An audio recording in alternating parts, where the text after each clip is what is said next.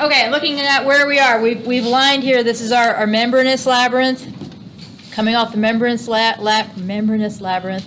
In the ampulla, this big bony bulge is called your ampulla, A-M-P-U-L-L-A. Okay, all of your semicircular canals have an ampulla, and the ampulla is where all this fun stuff is happening. Okay, you have same situation as you saw with the macula, which is the sensory organ in the saccule and utricle. You have these tall cells, and coming out the bottom of the tall cells are axons.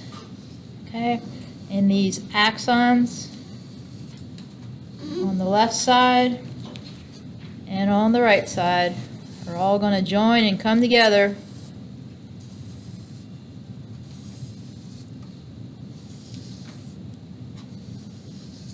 Okay, that's going to help make up, again, the vestibular portion on the right side and the left side of your 8th cranial nerve, or cranial nerve number 8, vestibulocochlear.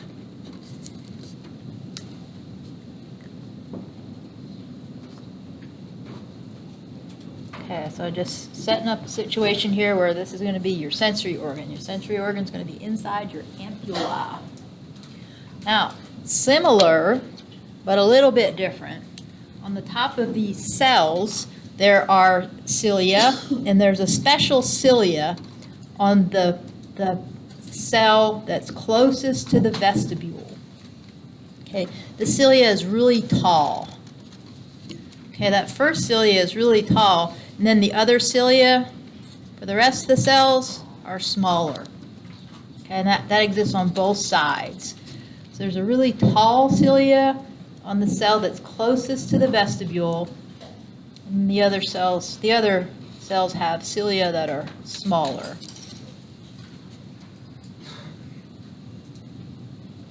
Okay, this tall cilia, that very first tall cilia, has a special name. It's called a Kino, K-I-N-O cilia. What's your kinocilia? I remember it as king cilia, right? Big, tall king cilia. A lot of words. Okay.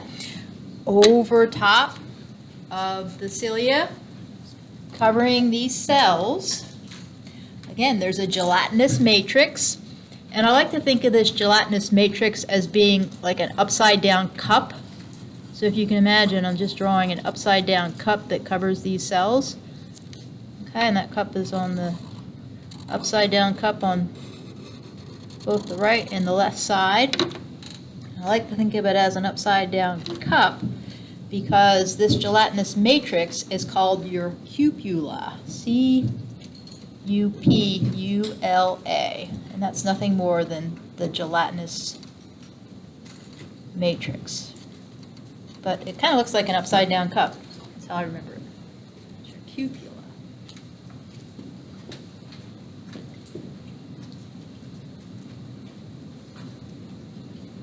Okay, the only thing, or the one difference between the macula and the saccule and the utricle and this sensory organ here in the semicircular canal is the semicircular canal sensory organ does not have otoconia. No rocks. No rocks there. Okay? And this whole sensory organ, so the sensory organ that exists inside your semicircular canals in the ampulla is known as a crista.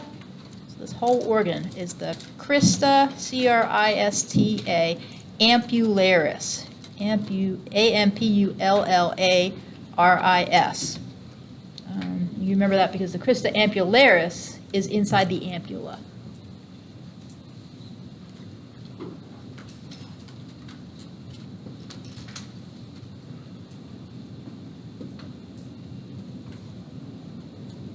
You said that's the whole thing? The whole thing, yeah. So the combination of the cells with the cilia sticking out and the cupula, which is a gelatinous matrix on top, that whole thing, that's your crista ampullaris. And I'll even write It's the sensory organ.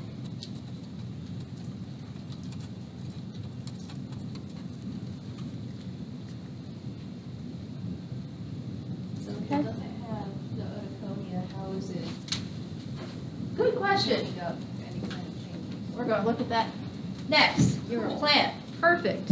You're not a plant. Looking a little green today. No. So inside here, inside your membranous labyrinth, there's fluid, right? Does anybody remember what that fluid is called? This, yeah, there's your endolymph. So inside the membranous labyrinth is your endolymph. That's your fluid inside. And what I'm going to do is let's look to see if you turn your head to the right, what happens to the fluid. So I'm going to make this person turn their head to the right. And this is why you brought your inclinometers to class today, because I think it's easiest to see if you look at an inclinometer. Because it's the exact situation. If you take your inclinometer, I don't have one of my own, but if you take your inclinometer and you turn it to the right, which way does the blue fluid go? To the left. Does everybody see that? This is where I've had trouble before, but I think the inclinometer helps. Turn your inclinometer to the right and tell me which way the fluid goes. To the left. Yes? No, don't keep spinning it. Just turn it, just take it from straight up and down, and then turn it to the right. Yeah, that's it. It's moving toward the left. So you take your inclinometer, so the inclinometer is a perfect situation. It's just like a semicircular canal. So imagine this is a semicircular canal. And you're just taking it from this position here, and if you move it, you're right. So if you move this to the right, you see how the fluid goes to the left? Oh, like a clock. Yeah, so like clockwise. Trying to go down. I don't know how you, any way you want to think about it. But I need you to see that if you turn in one direction, the fluid goes in the opposite direction.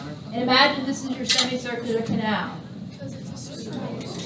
Okay, so if you turn your head to the right, which way is the endolymph going to go? To the left. That's it. To the left we go. So as the fluid here, if I turn this person's head to the right, on the right side, the endolymph is going to go toward the left. Okay? And how, so AJ's question is how, if it doesn't have otoconia, how does it detect motion?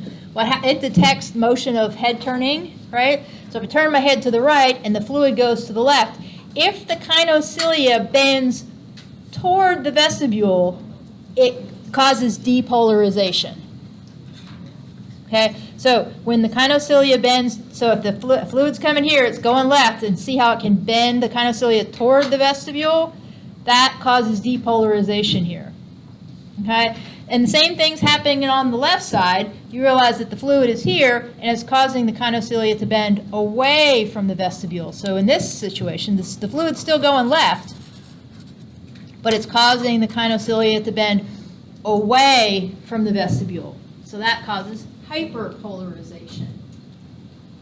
And that's how the sensory organ works. Questions about that? So, yes, Pat? You said just to repeat one more time, you said segment or the vestibule for the kind of soil like before.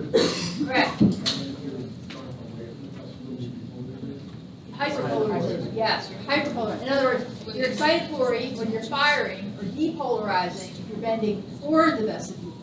Your inhibitory, hyperpolarizing, if you're bending away from the vestibule.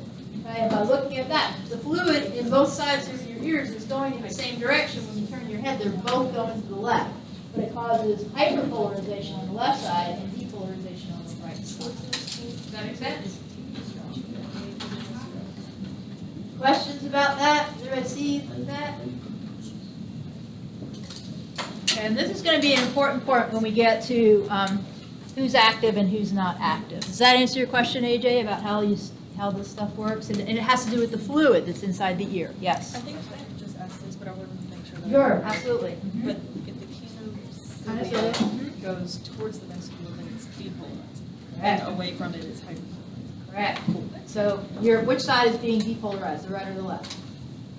The right, if you're. Yes, yes, the right side's depolarizing, the left side's hyperpolarized. Everybody see that?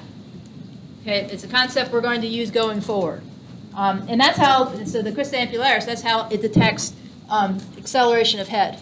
Okay, so you're going to be left, yes and no. So no and yes, that's all the semicircular canals.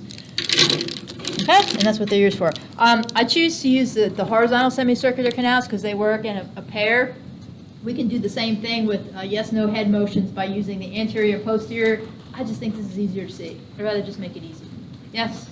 So if you're turning your head to the right, the fluid going to the left, would the kind of cilia be going towards the vestibule or away from the vestibule? Okay, so in this picture, so let's look at the right side first. So you can take these as individuals, right? So here you go. On the right side, this is my horizontal semicircular canal on the right side. If I turn my head to the right, the fluid inside the semicircular canal goes opposite direction of motion. It goes to the left. Here on the right side, so that the fluid is going to cause the kinocilia to bend toward the vestibule. Okay, but if you look at the left side, it's the opposite. Because here on the left side, as you turn your head to the right, the fluid's still moving to the left, but here it's taking the kinocilia and bending it away. Does that help? Yeah. Okay. Any other questions about that? It's kind of an important concept to look at hyper versus depolarization and where we're going. Okay, can I move on to next one? Actually, let's go ahead and let me